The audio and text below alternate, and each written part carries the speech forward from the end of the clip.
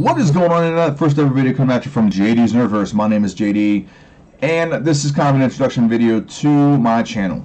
So, without further ado, here we go. First off, you can follow me on social media with Twitter and Instagram. It is JD's Nerdverse. Yeah, follow me on there, and also if you get a chance, subscribe to this channel if you like the content. So basically, here's what the content will consist of. One, and you see a lot of Pokemon on the screen right now, is one is playthroughs, and one of the playthroughs I'm going to do heavily is Pokemon. I'm going to play through I'm going to play through all 1 through 151 of Pokemon in Generation 1. I'll get into more on that a little bit. I'll go over some rules I have with that. But other things I will do on my channel will also consist of basically things the channel's basically of all things I enjoy. I enjoy playing Pokemon, I enjoy playing video games. Also enjoy movies and TV shows. So this is a website, and it's cropped so you can't see it, but you'll see it whenever I do videos on it. It's called Tier Maker, and what it is you can basically go here and you can rank things. It gives you the ability to rank things. So for example, if I wanted to rank all the Batman movies, there's a Tier Maker on here. Star Wars movies, for example. All the Arkham games, all of the Assassin's Creed games, for example. So it gives you the ability to rank them, and kind of like just breaks it down pretty easy for you. And they're very fun. I really enjoy them. So now we're getting some good ones here. Characters from TV shows, Clash of Clans, Dragon Ball Z, example, Destiny. I won't do a bunch of those, but there's a lot of them I will do. Dragon Ball Z is a big one right there. I really like Dragon Ball Z. So yeah, that's what my video will consist of mainly, is a lot of like top 10 lists, tier maker videos, let's plays. I also will do a lot of film theories and things of that nature. TV shows, mainly it's video games. I do like sports, but this will not be a sports involved video. So back to this. So I want to go over this because there's some big rules I'm going to go over with this. I will play through with the entire run with one Pokemon. However, I will allow that Pokemon to evolve.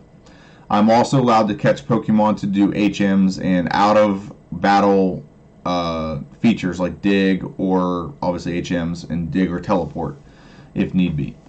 I will not use them in battle. If I use them in battle, I must either let them die to get experience, or reset it back to my last save point.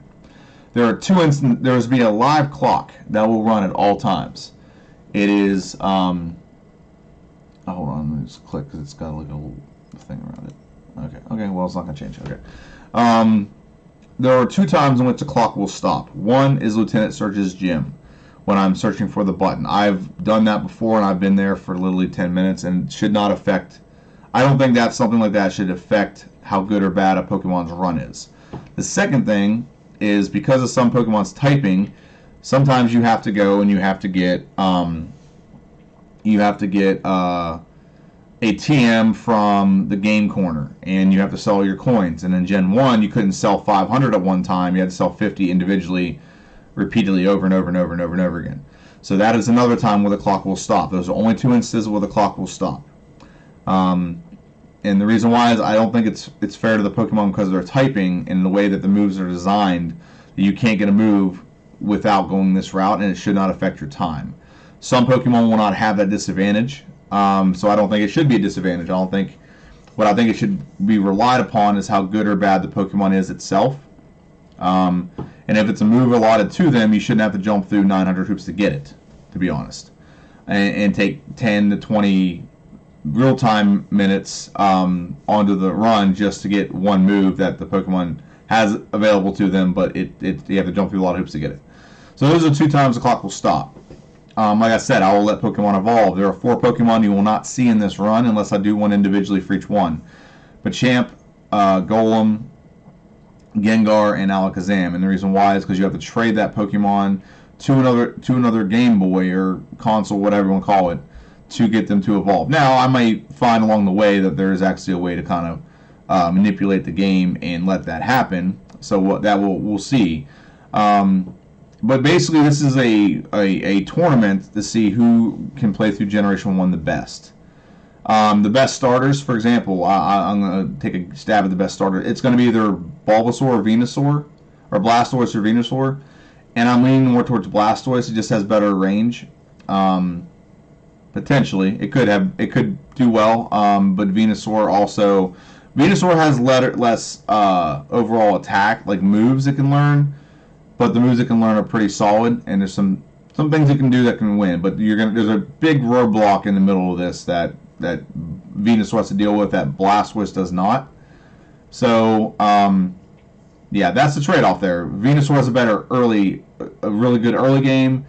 Blastoise is a little bit better late game. Charizard's not really good anywhere, but we'll see how he plays out. I don't think he's going to play out super well. My prediction is there's about 4 Pokemon I think will do very well in this, and none of them are starters. First one I think will do really well is Nidoking. A lot of speedrunners use Nidoking, and Nidoqueen will probably do pretty well as well, but Nidoking specifically is its coverage of moves is very good, and also it gets Thrash. It gets a lot of good things. It gets a one-hit knockout move and Horn Drill. So you can't use items in battle either. Like you can't use X up or X speed or whatever. So Nidoking / Nidoqueen will probably do pretty well. I also my pick for I think who's going to do the best is Poliwag or Poliwrath. You have in Gen 1 Psychic and Water I think are the 2 best types to have in Gen 1. And Poliwrath can do both. He can also do Ice. He can also do Ground. He can do Normal type. He can do Fighting. He has such a good move coverage that it's really difficult to pick what move you want. But he also has Amnesia, which will boost your stats. Alakazam obviously is a good one because it's Psychic. In Gen 1, it skews towards Psychic Pokemon. And then possibly like Starmie or Hypno are also some good ones. But the one main one I think is going to be is Poliwrath. And then obviously Mewtwo is going to be a good one as well. Mewtwo has the best stats in the game. And I think Mew could do well if it didn't have just Pound early. But we'll see. Like I said, I'm going to play through all 151 and probably up to 1 through 149. I'll probably gauge the best one out of that. And it'll be based on real-time time. And then Mew and Mewtwo, we'll still gauge it and see how they play. But if I have my choice, those... Like Mewtwo is it's a genetically altered Pokemon for a reason. It should win, but we'll see. So yeah, that's pretty much my rules and how I'm going to play through this playthrough. It's going to be very fun. I can't wait to do it. The first one will be Bulbasaur, Ivysaur, and Venusaur. Try to post twice a week. One video will be of a Pokemon.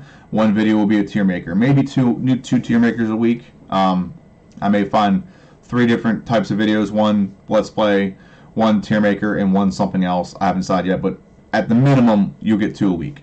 Alright, so this week you'll get 3 because I have an introduction video here, this one. And then you'll get 2 throughout the week, 1 Let's Play and at least 1 Let's Play and at least 1 tier maker. Alright, well, that is my video. I want to thank everyone for watching. And yeah, welcome to JD's Nerdverse and enjoy the content. See ya.